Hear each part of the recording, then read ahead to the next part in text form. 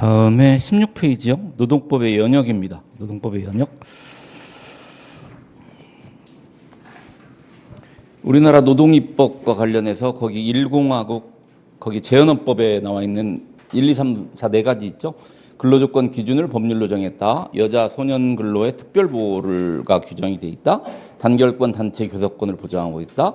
근로자 이익 분배 균정권을 인정을 하고 있다. 이 네 가지가 뭐 이것도 한번 나온 적이 있습니다. 이게 나온 적이 있고요. 특히 근로자 이익 분배 균정권은 이 재헌헌법에서는 규정이 돼 있었는데 이건 3공화국에 삭제가 됐어요. 3공화국에 삭제가 됐습니다.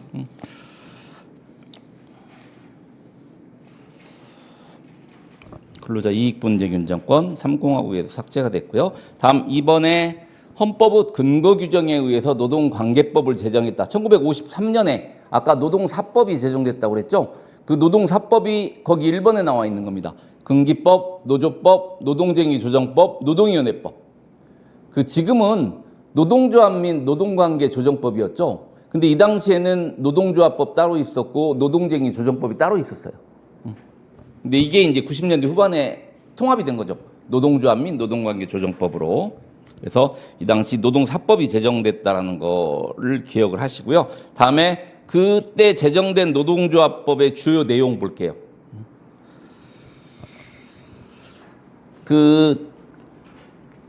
특히 중요한 게 거기 두 번째 줄 있죠. 노동조합의 부당 노동행위를 인정했다. 거기 밑줄 그어주세요.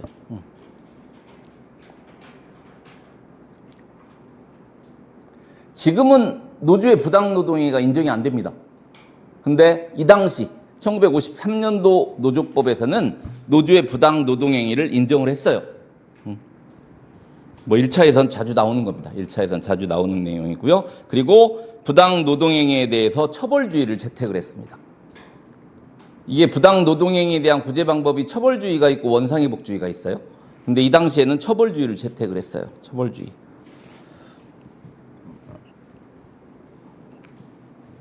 그리고 그 당시 노동쟁의 조정법 주요 내용 중에서 민사면책이 규정이 되어 있었습니다. 민사면책. 밑줄 그어주세요. 민사면책.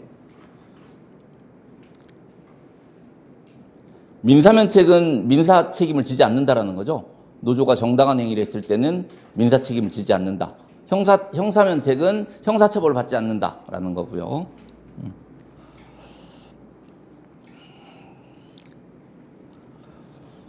거기 3번 노동법의 내용 체계에서 이제 미국식 제도의 영향을 받은 것들이 거기 부당노동행위 제도, 뭐 조정기간, 노동위원회에 의한 조정 이런 것들이 미국 제도의 영향을 받은 거고요. 뭐 근로계약이나 단체협약이 이제 대륙법, 뭐 독일법의 영향을 받은 거죠. 독일법의 영향을 받은 거고요. 다음에 3공화국에서 이제 노동조합법이 개정이 돼 있는데 여기서 개정법 주요 내용 한번 볼게요. 거기 보시면 첫 번째 줄에 산별노조를 강제했습니다. 이 당시에. 그러니까 63년도 노조법에서 그러니까 노동조합은 뭐 기업별 노조가 있고 뭐 산별 노조가 있고 여러 가지 그 노조가 그 노동조합의 형태가 있을 수 있는데 산별 노조만 만들 수 있었다는 거죠. 이 당시에는 산별 노조만 설립할 수가 있었다. 그리고 노동조합의 정치 활동을 금지했습니다. 노동조합의 정치 활동을 금지했어요. 그리고 아까 말씀드렸죠. 1953년도 노조법에서는 노조의 부당 노동행위를 인정했다고요. 근데 노조의 부당 노동행위를 삭제했습니다. 이때부터 지금까지 쭉 우리나라는 노조의 부당 노동행위는 인정 안 하고 있죠. 사용자의 부당 노동행위만 인정을 하고 있는 거예요. 사용자의 부당 노동행위만. 그리고 부당 노동행위에 대한 처벌주의에서 원상회복주의로 바뀌었습니다.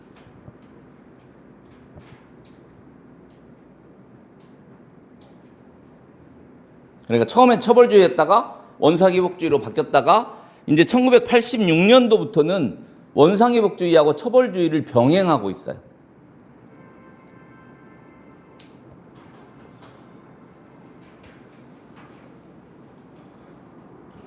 그러니까 만약에 지문에 우리나라는 부당노동행위 구제 방법으로 뭐 처벌주의를 계속 유지하고 있다. 일관되게 유지하고 있다. 그럼 틀린 거죠. 뭐 원상회복주의를 일관되게 유지하고 있다. 이것도 틀린 겁니다. 처벌주의, 원상회복주의, 지금은 둘 다 병행 이렇게 돼 있는 거죠. 그리고 노사 협의 제도를 도입을 했어요. 노조법에. 노조법에 노사협의회를 도입을 했어요. 노사협의회를.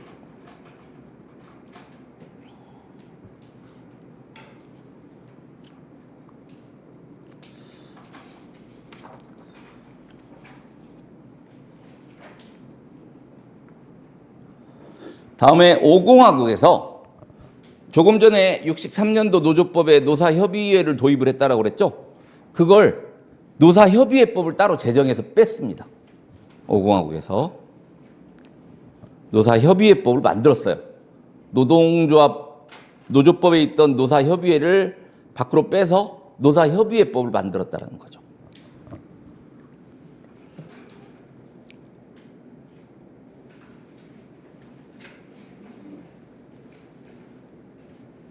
그리고 노동조합법을 개정을 해서 기업별 노조만 강제를 했죠. 이때는 산별 노조가 아니고 기업별 노조만 만들 수가 있었어요.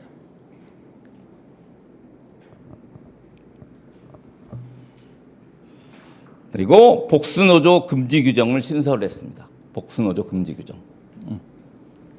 사업장에는 노동조합이 하나만 있어야 된다는 거죠. 복수노조 금지 규정은.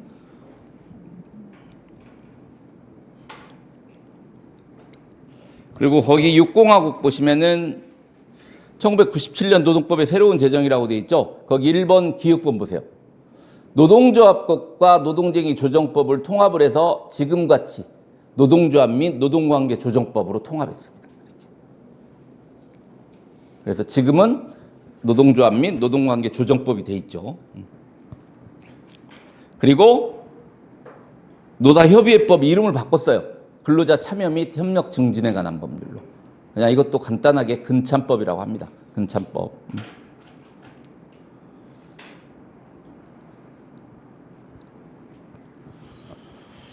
그리고 제일 아래쪽 보시면 1999년 있죠? 거기에 이제 교원노조법을 제정을 했죠. 이것도 정식 이름은 교원의 노동조합 설립 운영 등에 관한 법률이죠. 정식 이름은 그냥 교원노조법이라고 간단하게 얘기를 합니다.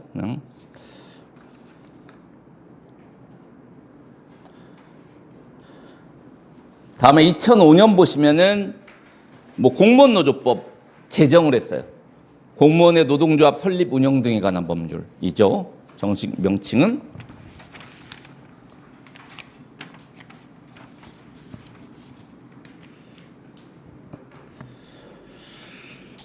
그리고 2006년에 기간제 및 단시간 근로자 보호 등에 관한 법률, 그냥 기간제법을 제정을 한 거고요. 2010년에 노조법의 교섭창구 단일화 절차 규정을 신설을 했습니다. 그러니까 복수노조 금지 규정을 없애면서 교섭창구 단일화 규정을 신설한 거죠. 이게.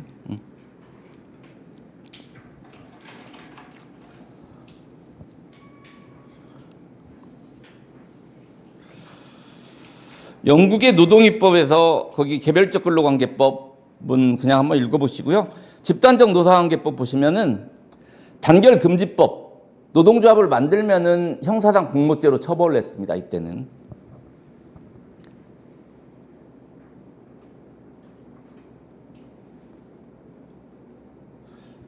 그리고 공모죄 및 재산보호법에서 쟁행에 대한 형사면책을 인정을 했어요. 그리고 1906년 노동쟁의법에서 이제 민사면책까지 인정을 한 겁니다. 그러니까 이런 민사면책까지 인정을 하면서 노동 3권을 완전히 합법화시킨 겁니다. 그 당시에 노동 3법을 완전히 합법화시킨 거예요.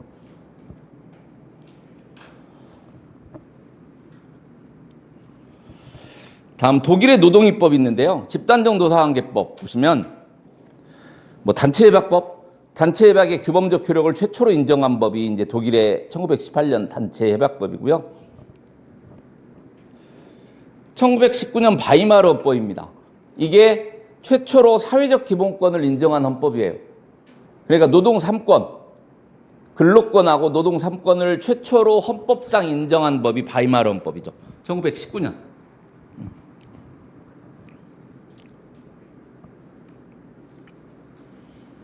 근데 이게 이제 헌법사적으로는 굉장히 중요한 법인데 이제 히틀러가 집권을 하면서 실제 시행은 안 됐죠. 이 바이마르 헌법이.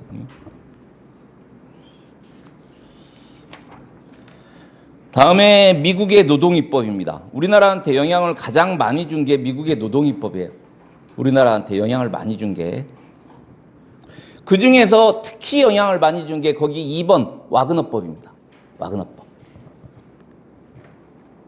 와그너법은 1935년에 제정이 됐고요.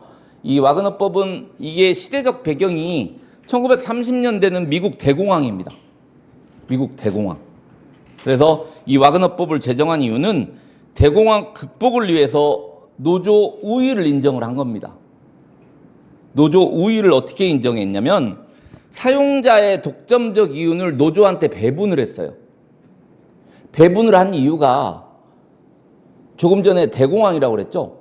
대공황을 극복하기 위해서 이렇게 사용자의 독점적 이윤을 노조에 배분을 하면은 결국에는 조합원들한테 그 이윤이 가잖아요. 그러면 이제 유효 수요가 창출이 된다. 시장이 좀 활성화될 거라고 본 거죠. 그래서 와그너법을 이제 제정을 했는데 이 와그너법 내용 조금 전에 대공황 극복을 위해서 노조 우위를 인정한 법이라고 그랬죠. 그 첫 번째 보시면은 클로즈샵 인정이라고 되어 있습니다. 클로즈샵은 조합원만 고용할 수 있는 겁니다. 노동조합에 가입하지 않으면 취업을 못 하는 거죠. 그러니까 노조한테 굉장히 유리한 법이죠. 클로즈샵이. 다음에 사용자의 부당 노동행위를 신설을 했어요. 사용자의 부당 노동행위를 신설을 했고요. 그리고 노동 3권을 법적으로 보장을 했고, 그리고 배타적 교섭제를 인정을 했습니다. 뭐 특정한 과반수 노조만 교섭을 할 수 있다 이런 거죠. 배타적 교섭제는. 노동위원회를 신설했죠. 그래서 우리나라도 노동위원회가 있는 겁니다. 이걸 다 영향을 받아서. 다음에 이제 중요한 법이 거기 3번에 나와 있는 테프트-하틀리법이에요. 이건 1947년이죠. 2차 대전 이후입니다. 그러니까 아까 와그너법이 노조 우위를 인정한 법이라고 그랬죠. 근데 2차 대전이 지나서 이 테프트-하틀리법은 지나친 노조 권한을 제한한 거예요. 제한한 방법 중에 하나가 노동조합의 부당 노동행위를 인정한 겁니다. 거기 밑줄 그어두세요. 노동조합의 부당 노동행위를 인정했다.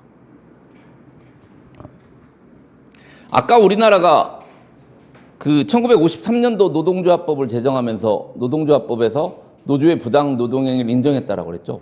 그게 시기적으로 가깝죠. 1947년이니까. 이 테프트-하틀리법의 영향을 받아서 그렇습니다. 굉장히 자주 나오는 거죠. 1947년 테프트-하틀리법의 영향을 받아서 1953년 우리 노조법에 노동조합의 부당 노동행위가 인정이 됐다라는 거.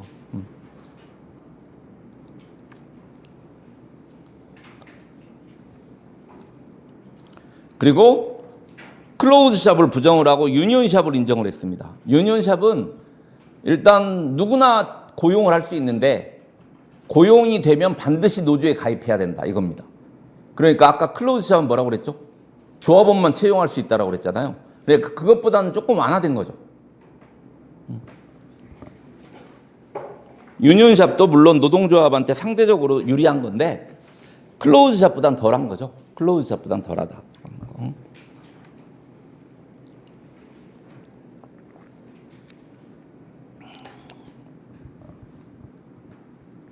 그래서 거기 나와 있는 와그너법하고 테프트-하틀리법 내용이 가장 중요합니다. 와그너법하고 테프트-하틀리법. 다음에 ILO입니다. 국제노동기구 ILO. 연역을 보시면 거기 첫 번째 줄 끝에 보시면 1919년 베르사유 평화조약 13편 노동편 규정에 의해서 설립이 됐습니다. ILO가.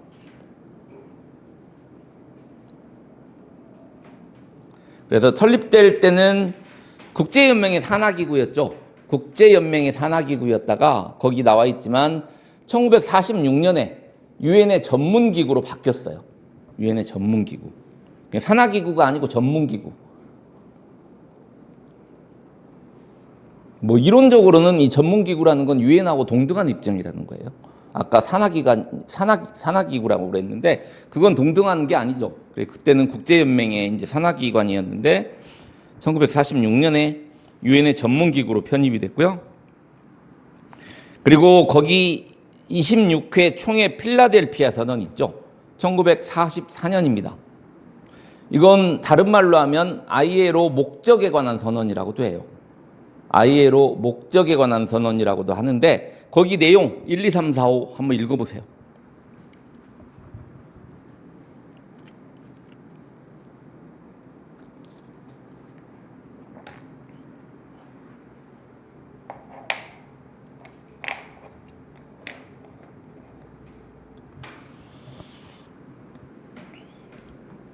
이건 눈에 익혀두셔야 돼요. 1, 2, 3, 4번은. 눈에 익혀두시고. 이건 1940년대죠. 이때는 이 ILO 이 목적에 관한 선언, 필라델피아 선언 내용에 비정규직 보호 이런 건 없었어요. 그렇죠? 만약에 비정규직 보호라는 내용이 나오면 그 ILO 목적에 관한 선언 내용이 아닙니다. 다음 중 필라델피아 선언의 내용이 아닌 것은 이런 것도 나올 수 있죠. 이런 것도 나올 수 있습니다. 네, 비정규직 보호 같은 건 비정규직은 뭐 최근에 문제가 된 거죠. 그 당시에는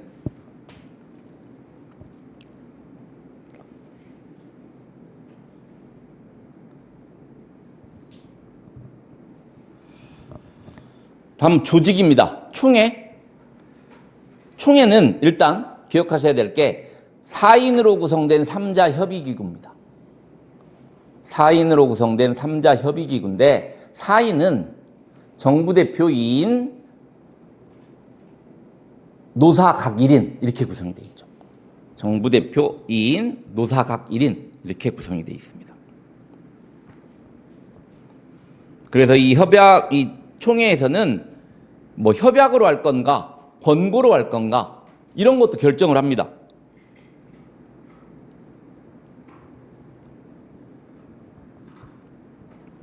의결 정족수는 출석한 총회 대표 3분의 2 찬성이 필요하다라고 하고요.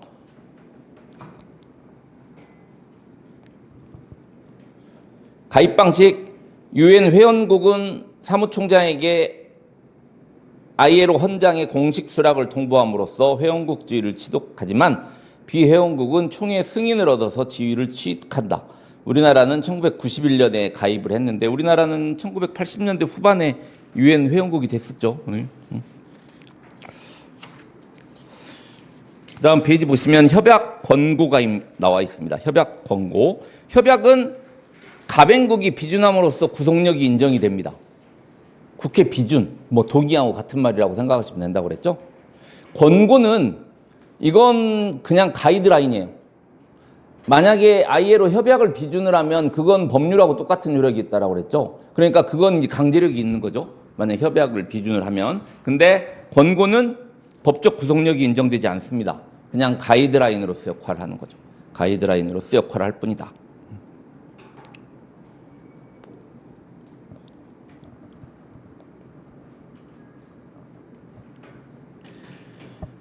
그리고 5번 기본 협약 비준 여부인데 아까 우리나라는 그 ILO 협약은 그 2022년 기준으로 한 200개 정도 협약이 있어요. 200개 정도 협약이 있고 뭐 권고도 한 200개 정도 있고요. 그중에 기본 협약이 10개가 있습니다. 기본 협약이. 기본 협약이라는 게 이제 5개 분야로 있는 건데 뭐 강제 노동과 관련된 협약, 뭐 결사의 자유와 관련된 협약, 차별 금지와 관련된 협약, 아동 노동과 관련된 협약, 안전하고 건강한 노동 환경과 관련된 협약 10개가 있어요. 근데 이 중에서 우리가 비준하지 않은 게 105호 하나입니다. 강제 근로 폐지에 관한 협약입니다. 지금까지는 ILO에서 가장 많이 나온 게 이거였어요. 이거. 나머지 비준 협약 거기 한번 읽어보세요. 쭉.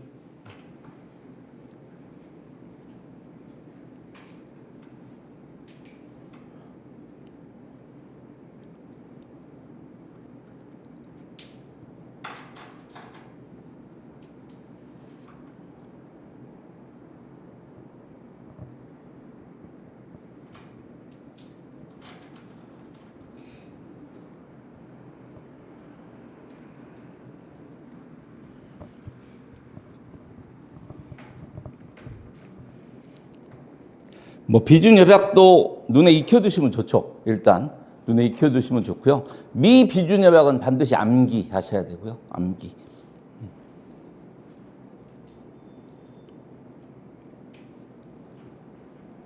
ILO 1호 협약이 848입니다. 하루 8시간, 일주일에 48시간 근로가 ILO 1호 협약이에요. 1호 협약.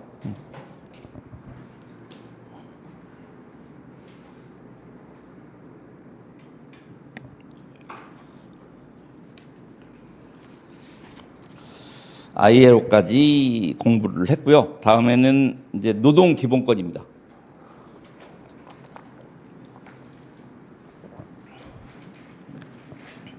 지금 우리가 공부하고 있는 게 총론이죠. 노동법 총론인데 총론은 노원에도 나올 수 있고 노트에도 나올 수도 있어요.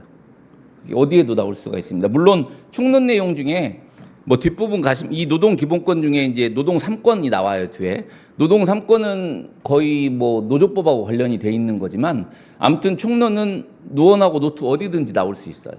그러니까 특별히 뭐 구분하실 필요는 없습니다. 그건. 이제 총론이 끝나고 이제 근로기준법 먼저 배우는데 그건 이제 노원에만 나오는 거죠. 근데 총론은 어디든지 나올 수 있습니다.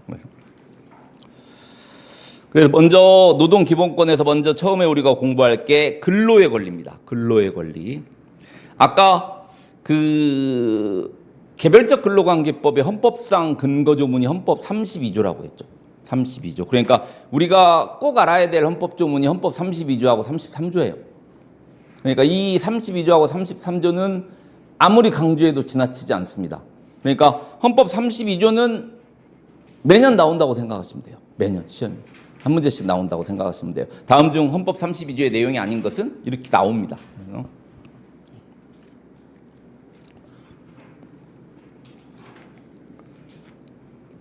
그래서 거기 먼저 헌법 32조 한번 볼게요. 하나하나.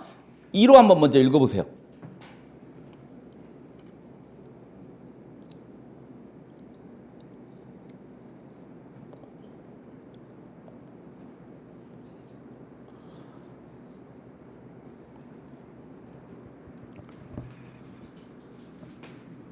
적정임금 보장에 노력해야 되죠.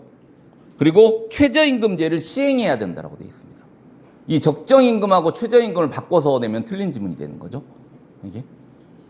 국가는 사회경제적 방법으로 근로자의 고용 증진과 적정임금 보장에 노력해야 하며 법률이 정하는 바에 의해서 최저임금제를 시행하여야 한다라고 되어 있습니다.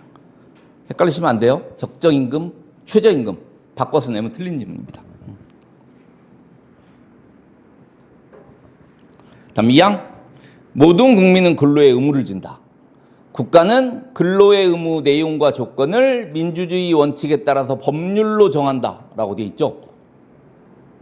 만약에 국가는 근로의 권리의 내용과 조건을 민주주의 원칙에 따라 법률로 정한다. 그럼 틀린 지문입니다.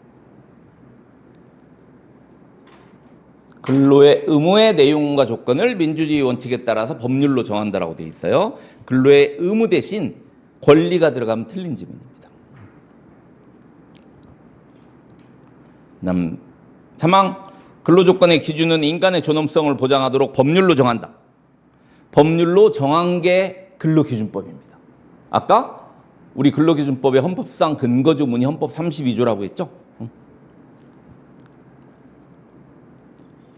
다음 4항. 여자의 근로는 특별한 보호를 받으며 고용, 임금 및 근로조건에서 부당한 차별을 받지 않는다. 그래서 특별한 보호를 많이 하고 있죠. 근로기준법에도 특별한 보호 규정들이 있고요. 남녀 고용평등법에도 규정들이 있습니다. 그리고 5항. 연소자 근로는 특별한 보호를 받는다. 연소자 보호에 대해서 우리 근로기준법에도 여러 규정들이 있죠. 뭐 근로시간도 뭐 좀 짧고요.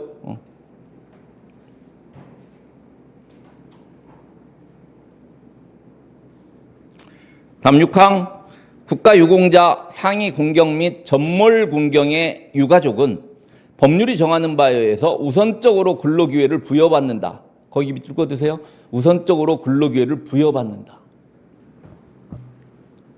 우선적으로 근로기회를 부여할 수 있다. 그럼 틀린 지문이죠. 부여할 수 있다. 이러면 틀린 지문입니다.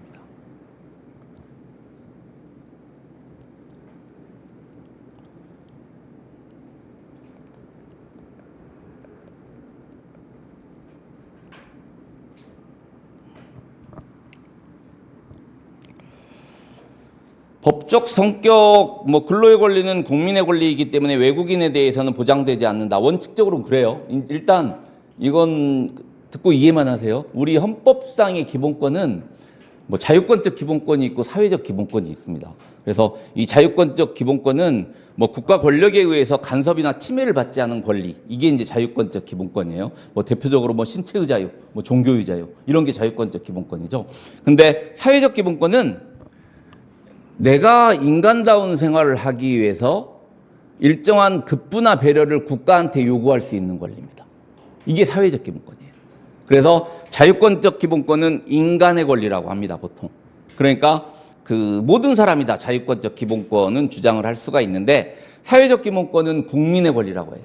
그러니까 외국인은 기본적으로 주장을 못 한다라는 거죠. 보호를 못 받는다는 거죠. 이게 기본적인 입장이에요. 이론적으로는 그렇습니다.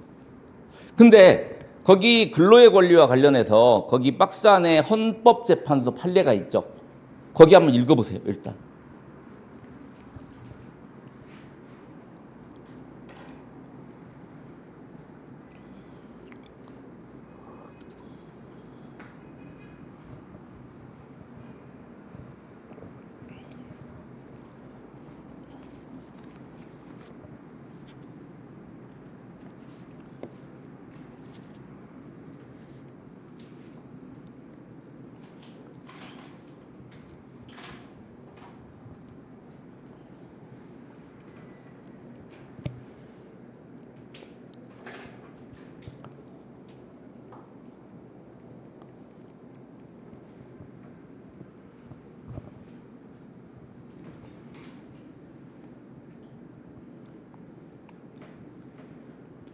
우리 헌법재판소가 근로의 권리를 어떻게 판단을 했냐면 일단 일할 자리에 관한 권리하고 일할 환경에 관한 권리로 구분을 했습니다. 그래서 일할 환경에 관한 권리는 건강한 작업 환경, 일에 대한 정당한 보수, 합리적인 근로 조건의 보장 등을 요구할 수 있는 권리예요. 그래서 이런 일할 환경에 관한 권리는 자유권적 기본권으로서의 성격이 있기 때문에 외국인도 주장할 수 있다는 겁니다. 외국인도.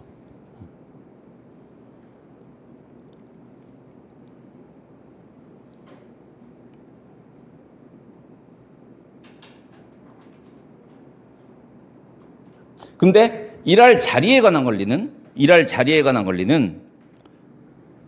거기 5번째 줄 보세요. 국가에 대해서 고용 증진을 위한 사회적 경제적 정책을 요구할 수 있는 권리는 사회적 기본권으로서의 성격만 있다. 그러니까 아까 뭐라고 그랬죠? 사회적 기본권은 원래 국민의 권리라고 그랬죠. 그러니까 외국인은 보호 대상이 안 된다는 겁니다. 그래서 우리 헌법재판소는 근로의 권리를 이렇게 일할 자리에 관한 권리하고 일할 환경에 관한 권리로 구분을 해서 일할 환경에 관한 권리는 자유권적 기본권으로서의 성격이 있기 때문에 외국인도 보호 대상이 될 수 있다라는 건데, 근데 일할 자리에 관한 권리는 사회적 기본권으로서의 성격만 있기 때문에 국민에 대해서만 인정이 된다는 겁니다. 굉장히 중요한 판례입니다. 굉장히. 그래서 만약에 지문에 요즘엔 문제가 다툼이 있는 경우 판례에 의함 이런 표현이 대부분 다 들어가 있죠. 그렇게 들어가 있는 경우에 지문 중에 근로의 권리는 외국인은 어떠한 경우에도 기본권 주체로서 인정 안 된다. 이런 지문이 나오면 틀린 지문이죠. 그렇게 되면 틀린 지문인 거죠.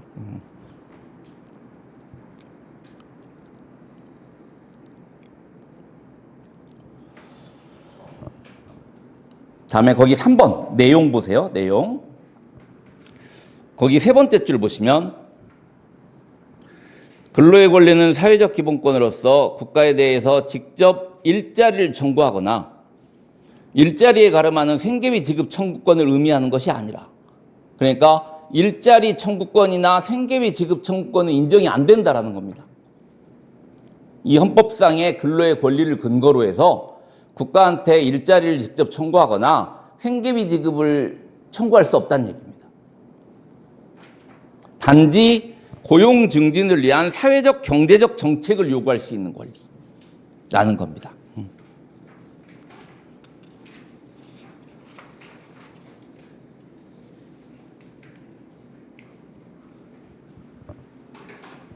그리고 그 다음 페이지 보시면 마지막 줄에 이런 근로의 권리로부터 국가에 대한 직접적인 직장 존속 청구권을 호출할 수도 없다 라고 되어 있죠.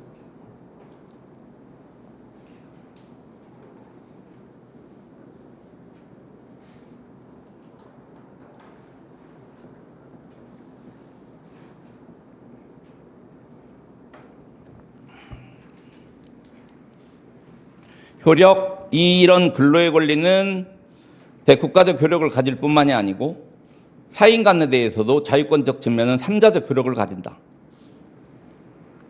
국가한테 요구할 수 있다는 얘기죠. 이런 여러 가지 정책을 요구할 수 있는 권리. 거기 나와 있듯이 뭐라고 나와 있죠? 고용 증진을 위한 사회적 경제적 정책을 요구할 수 있는 권리. 이게 대국가적 효력이 있다는 거죠. 사인 간에 대해서는 3자적 효력을 갖는다. 누가 근로의 권리를 침해하면 안 된다라는 거죠. 사인 간에.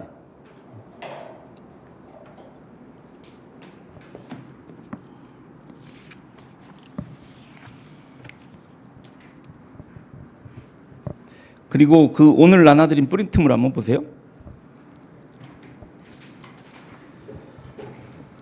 거기 보시면 그 두 번째 페이지에 헌법 34조 있죠. 거기 1항부터 6항까지 한번 쭉 한번 읽어보세요.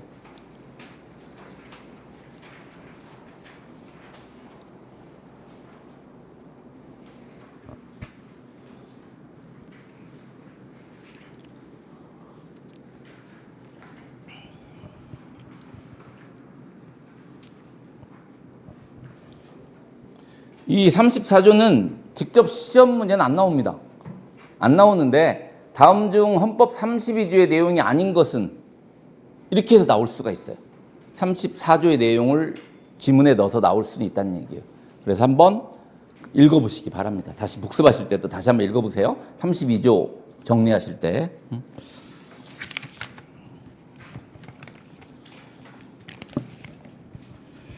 다음에 이제 노동 3권입니다. 노동 3권. 아까 말씀드렸지만 1919년 바이마르 헌법에서 최초로 노동 3권을 규정했다라고 말씀을 드렸습니다. 거기 노동 3권의 의 보시면 노동 3권은 단결권, 단체 교섭권, 단체 행동권을 얘기합니다. 단결권, 단체 교섭권, 단체 행동권. 이게 노동 3권입니다. 노동 3권. 그래서 우리 헌법상 아까 그 집단적 노사관계법의 헌법상 근거조문이 헌법 33조라고 그랬죠? 거기 33조 한번 읽어보세요. 헌법 33조.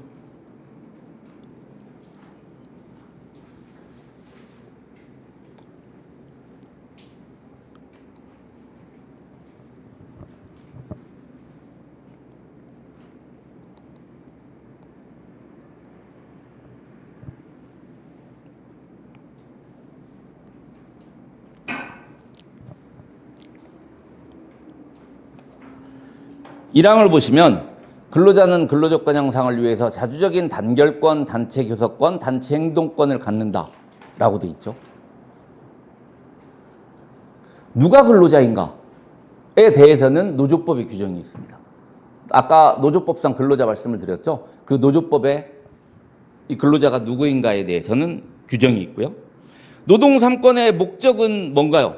이 법조문상 33조 1항을 읽어보면 근로조건 향상을 위해서, 이게 노동 3권의 목적이죠. 근로조건 향상을 위해서. 근데 이 노동 3권은 자주적으로 행사를 해야 된다라는 요건이 붙어 있죠. 자주적인 단결권, 단체 교섭권, 단체 행동권을 가진다라고 되어 있고요.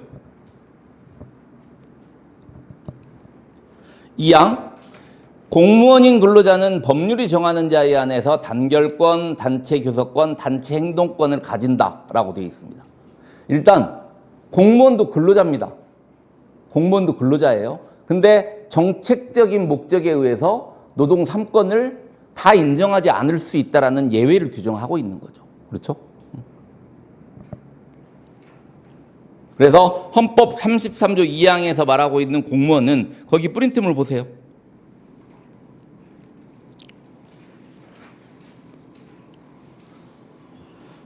거기 33조 2항은 공무원인 근로자는 법률이 정하는 자에 한해서 단결권, 단체 교섭권, 단체 행동권을 가진다라고 돼 있죠. 근데 우리나라 아까 말씀드린 공무원 노조법 있죠. 공무원 노조법에서는 단결권하고 단체 교섭권 행사할 수 있는데 쟁의행위는 못하도록 돼 있어요. 쟁의행위는. 공무원은 쟁의행위는 못하도록 돼 있습니다. 공무원 노조법에 그런 규정이 있고요. 근데 공무원 중에 사실상 노무에 종사하는 공무원은 노동 3권을 다 행사할 수 있도록 돼 있습니다. 단결권, 단체 교섭권, 단체 행동권을 다 행사하도록 돼 있어요. 그게 국가공무원법하고 지방공무원법에 규정이 있습니다. 그래서 거기 공무원노조법하고 국가공무원법, 지방공무원법이 그 헌법 33조 2항에서 말하는 법률이라는 얘기죠. 법률이 되는 겁니다.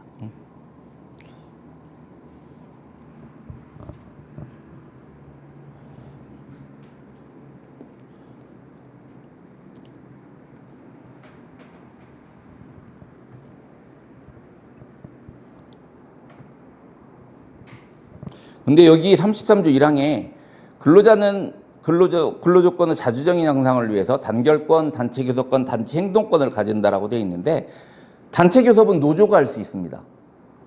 근로자는 단체 교섭 못 해요. 그래서 이걸 어떻게 표현하냐면 근로자는 노동 3권의 향유 주체이지 행사 주체는 아니다라고 그렇게 표현합니다. 여기 33조 1항을 보시면은 근로자는 단결권, 단체 교섭권, 단체 행동권을 가진다라고 되어 있잖아요. 그래서 향유 주체라고 표현을 하지 실제 행사 주체는 노동조합입니다. 노동조합.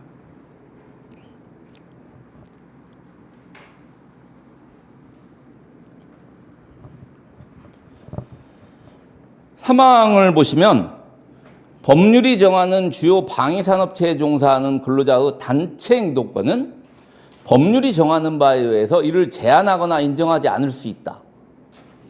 일단 헌법 33조 3항에서 제한할 수 있는 건 노동 3권 중에서 뭔가요?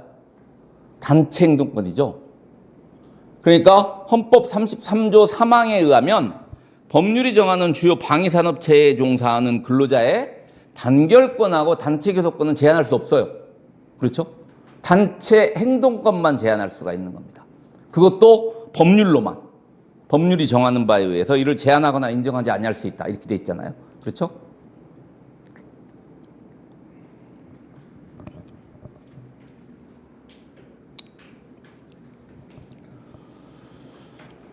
다음에 3번 노동 3권의 법적 성격인데요. 이 노동 3권에 대해서 보통 기본적으로는 생존권적 기본권으로, 그러니까 사회적 기본권. 그러니까 생존권적 기본권하고 사회적 기본권은 똑같은 말이에요. 생존권적 기본권하고 사회적 기본권은 똑같은 말인데 우리 법원에서는 이걸 과거에는 생존권적 사회적 기본권으로 본 적도 있었어요. 사회적 기본권으로 본 적도 있었는데 지금은 그 세 번째 줄 보세요. 중간에 헌법재판소는 거기 사회적 성격을 띤 자유권 밑줄 그어두세요. 사회적 보호 기능을 담당하는 자유권. 이 표현을 기억을 하세요. 사회적 성격을 띤 자유권, 사회적 보호 기능을 담당하는 자유권. 그러니까 명시적으로 노동 3권이 뭐 자유권적 성격도 있고 사회적 기본권의 성격도 가지고 있다. 이렇게 명시적으로 표현한 건 아닌데 거기 지금 표현을 보면 둘 다 가지고 있다는 거죠. 자유권적 성격도 있고 사회적 기본권으로서의 성격도 있다라는 겁니다. 그게 우리 판례 입장입니다. 그러니까 이것도 우리 판례는 노동 3권에 대해서 일관되게 자유권적 기본권으로 보고 있다. 그럼 틀린 지문이죠. 뭐 일관되게 사회적 기본권으로 보고 있다. 이것도 틀린 지문이에요.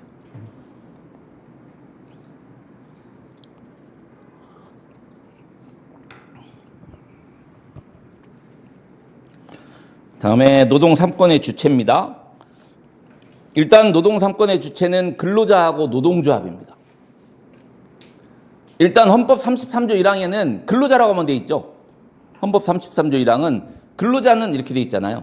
근데 이 노동조합도 노동 3권의 주체라는 데에는 이설이 없습니다. 노동조합도 노동 3권의 주체가 될 수 있다는 거 일단 기억을 하시고요. 먼저 근로자 보세요.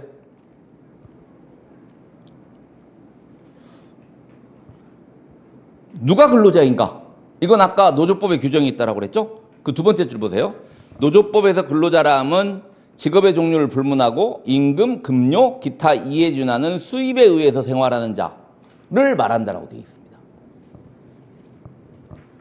근데 여기서의 근로자는 밑줄 그어두세요. 취업 중인 자만이 아니고 실업 중인 자도 포함된다. 밑줄 그어두세요.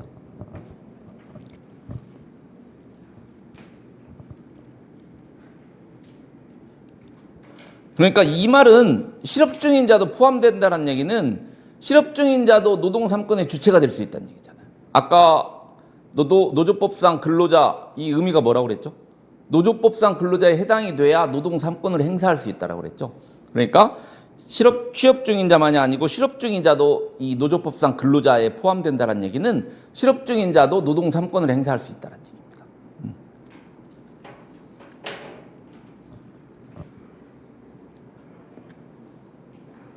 그러니까 반드시 사업장에 고용된 자로 한정된 건 아니죠. 그렇죠? 이 노조법상 근로자는 반드시 사업장에 고용된 자로 한정된 건 아닙니다. 근데 노동사가 없는 자나 자영업자는 근로자가 아니죠. 그렇죠? 이 사람들은 노동 3권의 주체가 될 수가 없어요. 노동사가 없으면 노조법상 근로자가 아니라는 거죠. 노동사가 없으면 노조법상 근로자가 아니기 때문에 노동 3권의 주체가 될 수 없다는 거죠. 그리고 자영업자도 마찬가지입니다. 자영업자는 근로자가 아니죠. 이게. 노동조합은 당연히 그 노동 3권의 주체가 되는 거고요. 그 다음 페이지 보세요. 사용자입니다. 사용자. 사용자는 어떠한 경우에도 노동 3권의 주체가 될 수 없습니다. 헌법 33조 1항에는 뭐라고 되어 있나요? 근로자는 근로조건 향상을 위해서 자주적인 단결권, 단체 개섭권, 단체 행동권을 갖는다. 이렇게 되어 있죠. 그러니까 사용자는 어떠한 경우에도 노동 3권의 주체가 될 수 없습니다. 근데 노동 3권 행사의 상대방은 될 수 있죠. 그렇죠. 그 두 번째 줄 보세요. 단체 교섭권에 있어서 사용자는 단체 교섭 의무자로서의 상대방일 뿐이다. 단체 교섭권의 주체는 아니다라는 거죠. 단체 교섭권의 주체는 아니다라는 거.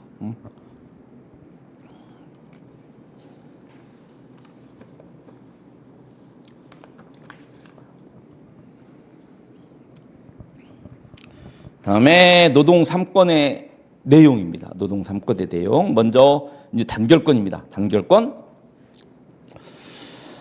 노동조합을 설립, 운영하고 이에 가입할 수 있는 권리. 노동조합을 설립, 운영하고 이에 가입할 수 있는 권리가 보통 말하는 단결권이죠. 단결권하고 비슷한 게 결사의 자유라는 게 있죠. 결사의 자유라는 게 있는데 결사의 자유는 자유권적 기본권입니다. 그런데 단결권은 아까 노동 3권의 성격이 뭐라고 그랬죠? 사회적 보호 기능을 담당하는 자유권이라고 그랬죠. 그러니까 자유권적 기본권으로서의 성격뿐만이 아니고 사회적 기본권으로서도 성격도 가지고 있다는 거죠. 그래서 비슷하지만 결사의 자유하고 단결권은 다르다라는 겁니다.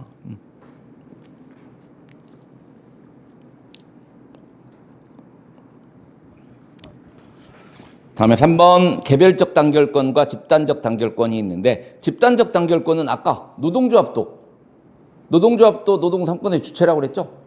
그러니까 집단적 단결권은 노동조합 얘기입니다. 노동조합도 단결권을 행사할 수 있다. 먼저 개별적 단결권 보세요. 개별 근로자는 어떠한 간섭도 없이 자유로이 노동조합으로 대표되는 근로자단체를 조직하거나 그에 가입하여 활동할 수 있다. 그러니까 노동조합에 가입하고 조합 운영에 참여할 수 있는 권리. 이게 개별적 단결권입니다. 우리 노조법에도 명시적으로 규정이 되어 있죠. 근로자는 자유로이 노동조합을 조직하거나 이에 가입할 수 있다라고 되어 있습니다.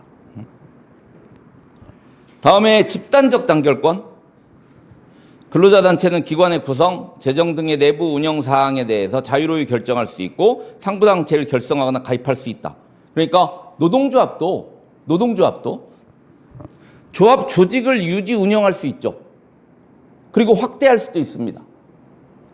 그리고 우리 회사 노동조합이 상급단체 노동조합에 가입할 수도 있는 거죠. 이게. 이게 집단적 단결권입니다. 상부단체를 결성할 수도 있고 가입할 수도 있고요. 뭐 우리 회사 기업별 노동조합이 있는데 뭐 한노총에 가입할 수 있잖아요. 민노총에 가입할 수 있고요. 이런 것들이 집단적 단결권이라는 거죠.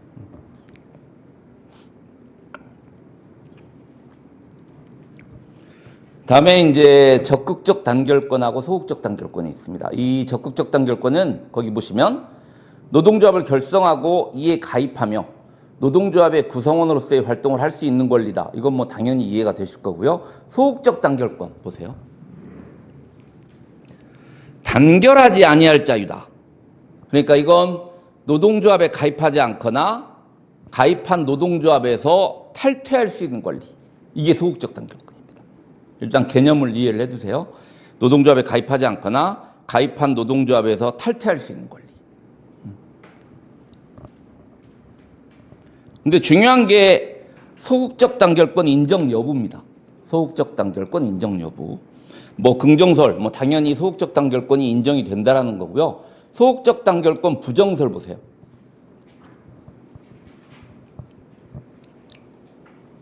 소극적 단결권을 부인하는 견해에는 헌법 33조의 단결권 보장은 당연히 적극적 단결권을 의미하고 소극적 단결권은 헌법 33조 1항에 포함되어 있지 않다는 견해입니다. 일단 우리 판례는 소극적 단결권 부정설 입장이에요. 그러니까 일단 부정설은 헌법 33조 1항에 소극적 단결권이 포함이 안 돼 있다는 거죠. 근데 실제 노동조합에 가입하지 않을 수도 있고 가입한 노동조합에서 탈퇴할 수도 있잖아요. 그렇죠? 그 다음 페이지 보세요. 거기 박스 판례 한번 읽어보세요.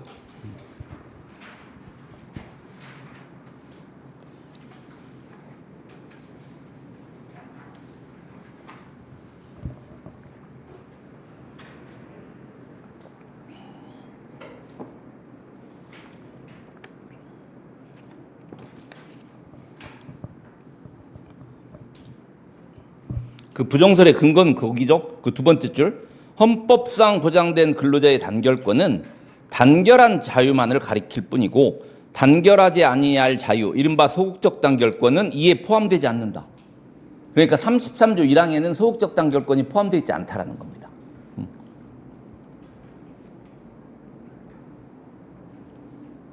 근데 네 번째 줄 보세요. 네 번째 줄 중간에. 다섯 번째 줄. 네 번째 줄 중간에 보세요. 그렇다면 근로자가 노동조합을 결성하지 아니할 자유나 노동조합에 가입을 강제당하지 아니할 자유, 그리고 가입한 노동조합을 탈퇴할 자유는 헌법 10조의 행복추구권에서 파생되는 일반적 행동의 자유에 의해서 보장되거나 21조에 규정된 결사의 자유에 의해서 보장될 수 있다. 이 얘기입니다. 굉장히 중요한 판례죠. 굉장히. 그러니까 소극적 단결권 부정설이라고 해서 노조에 가입하지 않거나 가입한 노조에서 탈퇴할 수 없는 건 아니죠. 가입하지 않을 수도 있고 탈퇴할 수도 있어요. 근데 헌법 33조 1항에 그 소극적 단결권이 포함되어 있지 않다라는 거죠. 헌법 33조 1항에 포함되지 않는 거지 일반적 행동 자유나 결사의 자유에 의해서 가입하지 않을 수 있고 탈퇴할 수도 있다는 겁니다.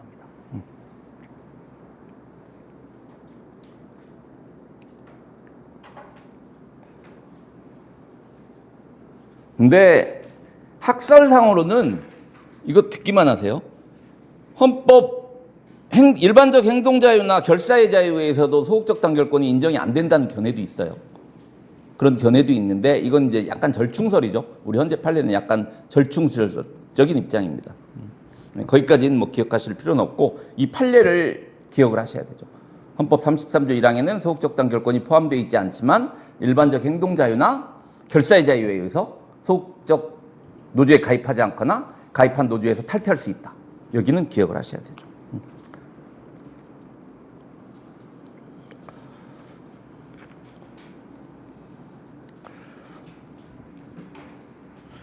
다음 거기 5번 보세요. 단결 강제의 범위라고 나와 있는데 단결 강제는 뭐냐면 일단 오늘 나눠드린 프린트물에 있긴 있어요. 그 개념이 뭐냐면 거기 보세요. 종업원에게 조합원 자격의 취득 유지를 강제하는 노조의 권리. 그러니까 강제로 노동조합에 가입하게 하는 것이죠. 이게 단결 강제입니다. 그래서 단결 강제는 두 가지 종류가 있어요. 거기 일반적 단결 강제가 있고 제한적 단결 강제가 있는데 일반적 단결 강제는 노동조합에 반드시 가입하긴 해야 되는데 가입할 노동조합은 내가 선택할 수 있다. 단결 선택권이 인정되는 거. 이게 일반적 단결 강제고요. 제한적 단결 강제는 내가 노조를 선택할 수 없고 특정 노동조합에만 내가 가입할 수 있다. 이게 제한적 단결 강제입니다. 제한적 단결 강제.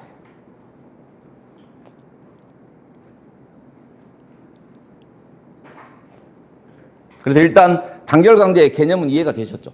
단결 강제의 개념이 이해가 되셨으면 여기서 한 가지만 더 기억을 하시면 일단 논리적으로는 이 소극적 단결권이 부정이 돼야 단결 강제를 할 수가 있죠. 그렇죠. 만약에 소극적 단결권을 인정을 해버리면 단결 강제를 할 수가 없어요. 그것만 이해해 두세요. 소극적 단결권이 부정이 돼야 단결 강제가 논리적으로 가능하다라는 것까지만 이해를 하시기 바랍니다.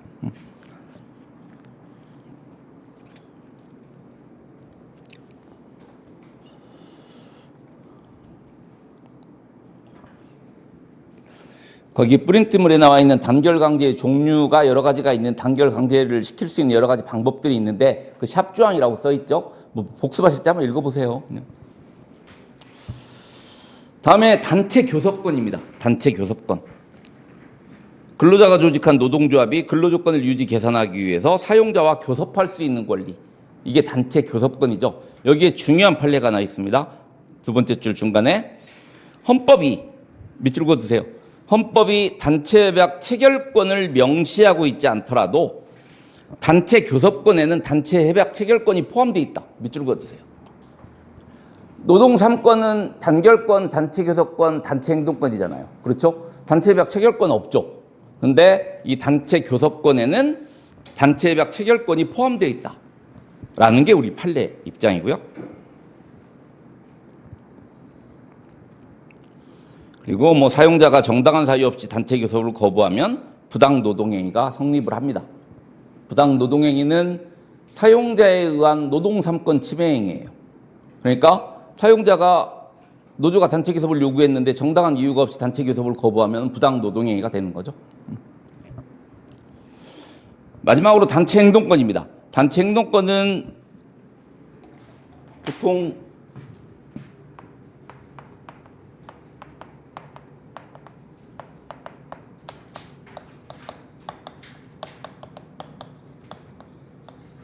이게 단체 행동입니다. 이게 단체 행동인데, 근데 보통 단체 행동 그러면 쟁행위로 많이 알고 있잖아요. 그게 이제 뭐 쟁행위가 차지하는 비중이 워낙 크니까 뭐 단체 행동하면 쟁행위로 알고 있는데, 단체 행동은 쟁행위뿐만이 아니라 보통 조합 활동도 단체 행동에 포함이 된다라고 보죠. 조합 활동도. 근데 이 단체 쟁행위하고 조합 활동 차이가 있죠. 쟁행위는 업무의 정상적인 운용을 저해하는 거고요. 조합 활동은 업무의 정상적인 운용은 저해하지 않습니다. 조합 내부 활동 얘기하는 거죠. 이걸 단체 행동권이라고 합니다. 여기까지 보고요. 잠깐 쉬었다가 노동 3권의 효력을 보도록 하겠습니다.